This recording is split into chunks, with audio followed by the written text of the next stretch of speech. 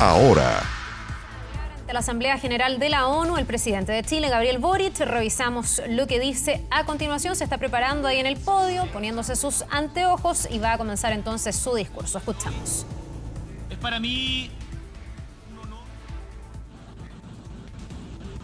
Muchísimas gracias, presidente, señor secretario general, estimadas y estimados jefes y jefas de Estado y de Gobierno, a todos los distinguidos invitados del día de hoy. Es para mí un honor poder estar con ustedes en esta Asamblea General. Vengo de Chile, que es un hermoso país situado en el sur, en el extremo sur de América, entre la cordillera de los Andes, que es la columna de nuestro continente, y el majestuoso e imponente Océano Pacífico. Un país que tiene una geografía diversa y paisajes conmovedores, en donde conviven juntos los cielos más claros con los mares más tempestuosos, el desierto más seco con ciudades hechas de lluvia.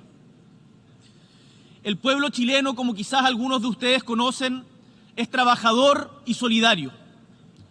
Gracias a su esfuerzo, hemos pasado en algo más de 2 siglos de ser la colonia más pobre de España en América a ser un país independiente, libre, soberano y pujante.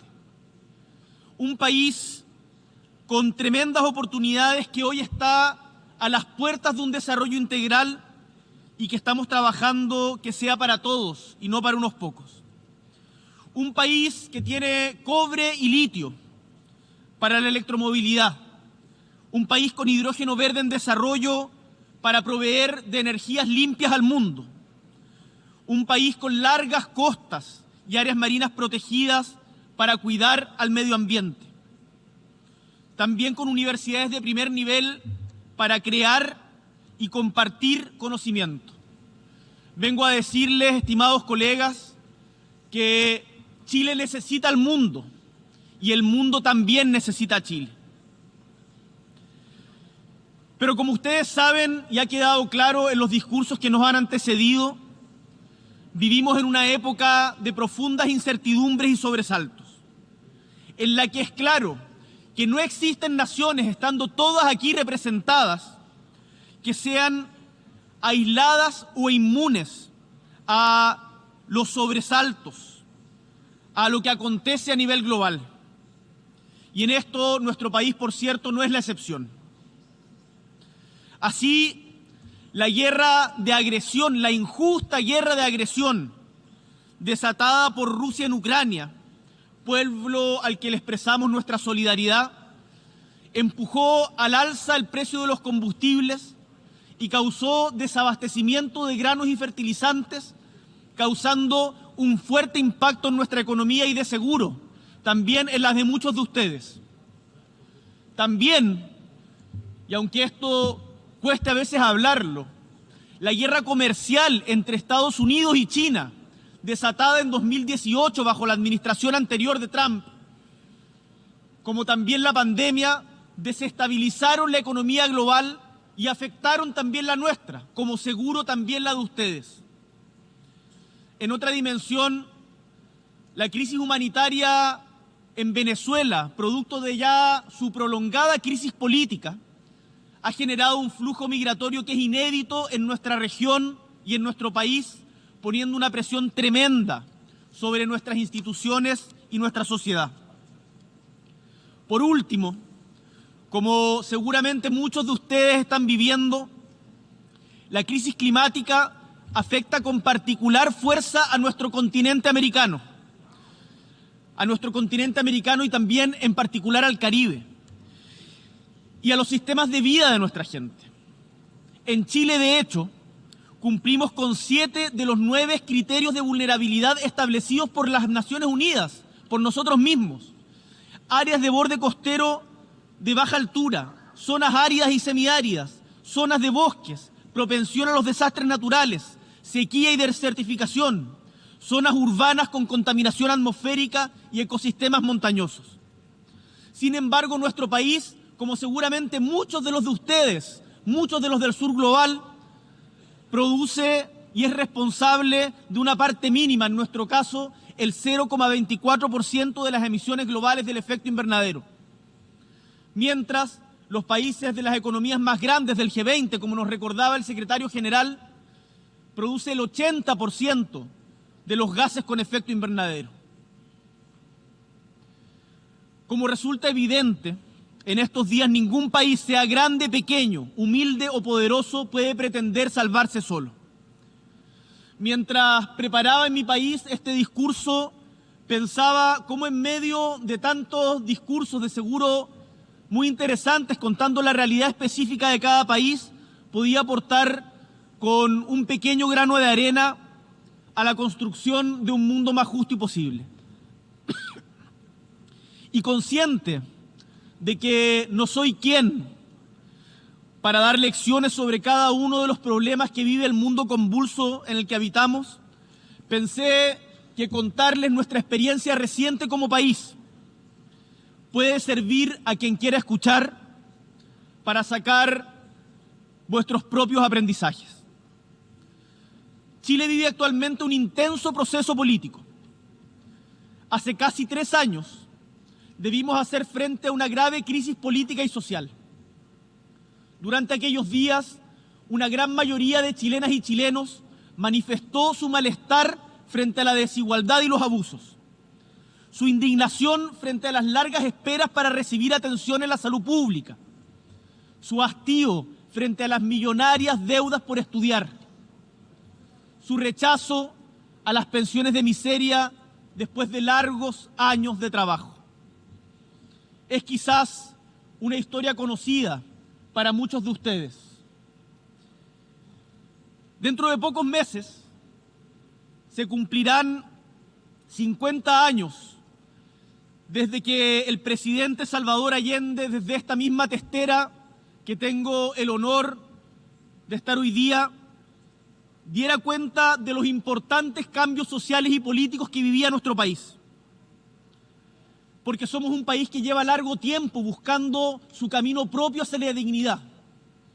Y si bien durante los gobiernos democráticos de los últimos 30 años se redujo notablemente la pobreza y hubo importantes avances en materia social, resulta indesmentible que el modelo de desarrollo que adoptamos en Chile ha mantenido una alta concentración de la riqueza, llevándonos a ser uno, y esto nos duele, colegas, uno de los países más desiguales del mundo.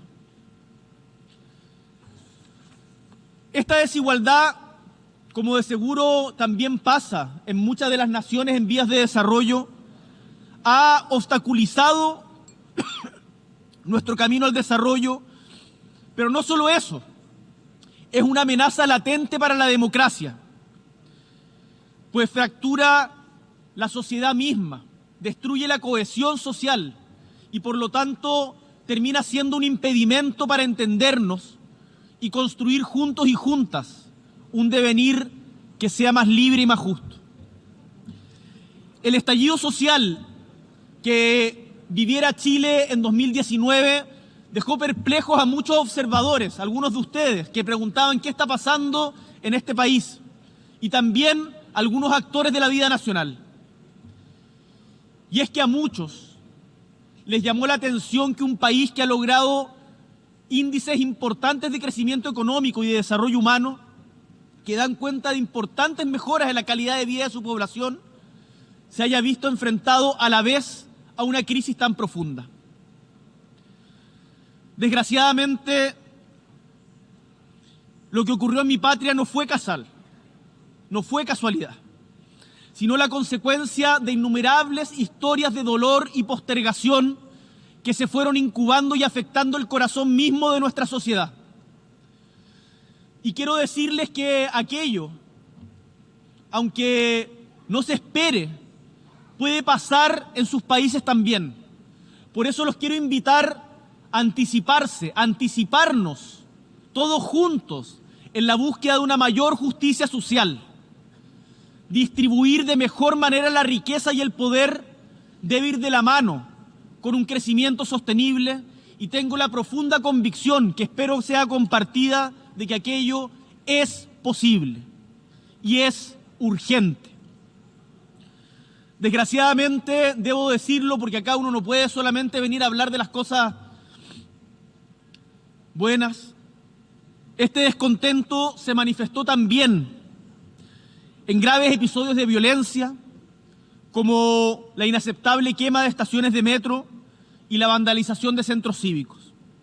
Y por otro lado, fuimos testigos de una represión descontrolada que terminó con muertes, heridos y más de 400 personas víctimas de trauma ocular producto de la acción del Estado, lo que constituye, desde el punto de vista de nuestro gobierno y de organismos internacionales de derechos humanos, en una grave violación a los derechos humanos que debe ser reparada y así lo será. Fue, estimados colegas, una larga historia de injusticias la que se expresó en nuestro país en diciembre y en octubre del 2019. Pero también, y esto es lo lindo, de cómo las historias son más largas que nosotros mismos, quienes hoy día ocupamos estos puestos, también fue la historia larga de la movilización ciudadana y las luchas sociales, esa que permitió el retorno a la democracia, el reencuentro de los demócratas, como dijera el presidente Elwin a fines del siglo pasado, o en la que en los albores del siglo XX permitió avanzar en derechos para los trabajadores y trabajadoras. En las manifestaciones del 2019 también estaban las mujeres del siglo pasado que avanzaron, pese a todo, hacia el derecho a voto femenino. Nos acompañaron el recuerdo de los obreros que lograron el derecho al descanso y los pobladores que lucharon y siguen luchando por una vivienda digna. Son todas esas memorias y luchas sociales las que estuvieron presentes. Y los valores detrás de este profundo malestar, la igualdad, la justicia, la libertad, no son ajenos a un reclamo que cada vez con más frecuencia vemos en el mundo y en esta testera. La protección y promoción de los derechos humanos en cualquier parte y por cualquier régimen, el trabajo decente, la protección social universal, la lucha contra la crisis climática, son demandas universales que son el foco de nuestra agenda en común, liderada por nuestro secretario general, Antonio Guterres, y de los Objetivos del Desarrollo Sostenible. Estimados líderes del mundo, la salida para caminar en la solución pacífica y democrática de la crisis que vive nuestro país fue un acuerdo importante entre las principales fuerzas políticas que permitió la elaboración de una ruta hacia la redacción de una nueva Constitución, una que fuera capaz de sentar las bases de un nuevo contrato social. Esta ruta, impulsada por la sociedad chilena desde la protesta y la lucha social y encauzada políticamente por diversas instituciones, fue refrendada por un plebiscito de entrada en donde un 80% de los votantes se manifestó a favor de una nueva Constitución escrita por un órgano especialmente electo para aquello. Y el desafío no es menor. Consiste en lograr, como nunca antes en nuestra historia, una Constitución democrática, escrita con participación ciudadana, con participación de los pueblos indígenas y con paridad entre hombres y mujeres. Una Constitución para todos y todas, pero también hecha por todos y todas. Hace algunas semanas, sin embargo, el trabajo realizado por la Convención Constitucional entre 2021 y 2022 fue sometido a consulta ciudadana a través de un plebiscito en que los chilenos y chilenas participaron de nuevo masivamente, un 85% de participación. Y en este evento electoral, los ciudadanos rechazaron de manera clara la propuesta, por un 62% contra un 38%. Por lo que hoy como país estamos buscando nuevas fórmulas para construir ese lugar de encuentro entre todos los chilenos y chilenas. Mi opción personal en ese plebiscito fue de aprobar la propuesta que nos hacía la Convención, pero el resultado fue en contrario. Algunos han querido ver el resultado del plebiscito como una derrota del gobierno. Y con toda humildad quiero hoy día decirles a estas Naciones Unidas que nunca un gobierno puede sentirse derrotado cuando el pueblo se pronuncia. En democracia, la palabra popular es soberana y la guía para todo momento. ¿Pero por qué les hablo de esto? Porque a diferencia del pasado, en que las diferencias en Chile fueron resueltas a sangre y fuego, hoy las chilenas y los chilenos acordamos enfrentar de manera democrática nuestros desafíos. Y se los cuento porque estoy seguro que uno de los principales desafíos de la humanidad hoy día es el de construir democracias que de verdad le hablen y le escuchen a la gente y que acepten los resultados cuando no son los esperados. Quienes asistimos a esta asamblea tenemos el deber de mejorar nuestras democracias. Durante las multitudinarias jornadas de movilización, la palabra dignidad se hizo presente. Pues bien, este mismo pueblo se acaba de expresar dándonos una lección de democracia que tomamos. Chile le ha exigido a su democracia y a sus actores políticos estar a la altura de sus demandas y el desafío de hoy que tenemos nosotros es estar también a la altura de ellas. Como gobierno, hemos recogido los resultados del reciente plebiscito con los ojos y el corazón bien abiertos. Queremos escuchar lo que el pueblo nos está diciendo, porque confiamos en su criterio y confiamos en su voluntad. Y hay cosas que hemos entendido muy claramente y que quiero brevemente compartir con ustedes. Los resultados son la expresión de una ciudadanía que demanda cambios sin poner en riesgo sus logros presentes, que quiere un mejor futuro construido con seriedad y sin caer en nuevas inseguridades. Un futuro de cambio con estabilidad. Y hemos entendido también, y esto como joven, que hace pocos años estaba en la calle, en las protestas, que representar el malestar es mucho más sencillo que producir las soluciones para este. Que quienes nos dedicamos a la exigente tarea de la política, muchas veces confundimos con facilidad los éxitos que podemos tener como voceros de la molestia ciudadana con nuestra real capacidad de ser constructores de mejores futuros. Y el resultado del plebiscito en nuestro país nos ha enseñado a ser más humildes. La democracia debe ser humilde y asumir que la construcción del Chile que soñamos no está en las recetas de ningún sector en particular, sino en la síntesis que podamos hacer combinando lo mejor que cada uno puede aportar. Así se gobierna en el siglo XXI, movilizando las capacidades y la sabiduría de nuestras sociedades y no pretendiendo sustituirlas.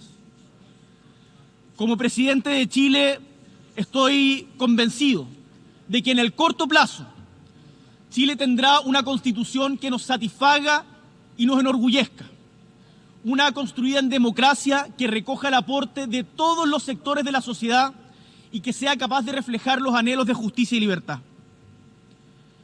Estimadas y estimados delegados, desde la humilde historia de mi patria, puedo decirles con mucha convicción que el camino para enfrentar los problemas que aquejan a nuestras sociedades se pavimenta con más democracia y no con menos, incentivando la participación y no restringiéndola, fomentando el diálogo y jamás censurándolo, y por sobre todo, respetando a quien piensa distinto, incorporando sus puntos de vista y entendiendo que el tener opiniones diversas no nos vuelve enemigos.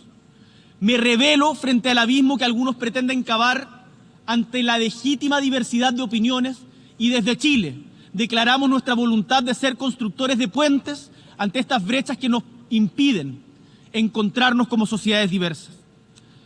Esta es la experiencia y el aprendizaje que desde nuestro pequeño país queremos compartir con las naciones del mundo. Profundizar la democracia es un ejercicio permanente en el cual solo cabe perseverar y aprender cada uno de las experiencias del otro. Por eso, y ya terminando, los invito a trabajar en conjunto para fortalecer la democracia en todos los espacios, en cada país y en la relación entre nosotros. Necesitamos una voz unida de América Latina, necesitamos más trabajo conjunto desde el sur global, necesitamos unas Naciones Unidas modernizadas, en donde todos nos pongamos mismos objetivos. A comprometernos desde el multilateralismo con la justicia y la paz en todo momento y en todo lugar. A realizar las acciones que sean necesarias y no solo declaraciones para detener la injusta guerra de Rusia contra Ucrania y poner fin a todos los abusos de los poderosos en cualquier lugar del mundo. A movilizar nuestros esfuerzos para detener la violencia contra las mujeres, sea en Irán, en memoria de Mahsa Amini, muerta en manos de la policía esta semana, o en cualquier lugar del globo. A no naturalizar las permanentes violaciones a los derechos humanos contra el pueblo palestino, haciendo valer el derecho internacional y las resoluciones que año tras año esta misma Asamblea establece que conduzcan a su derecho inalienable a establecer su propio Estado libre y soberano, como también a garantizar el legítimo derecho de Israel a vivir dentro de fronteras seguras e internacionalmente reconocidas.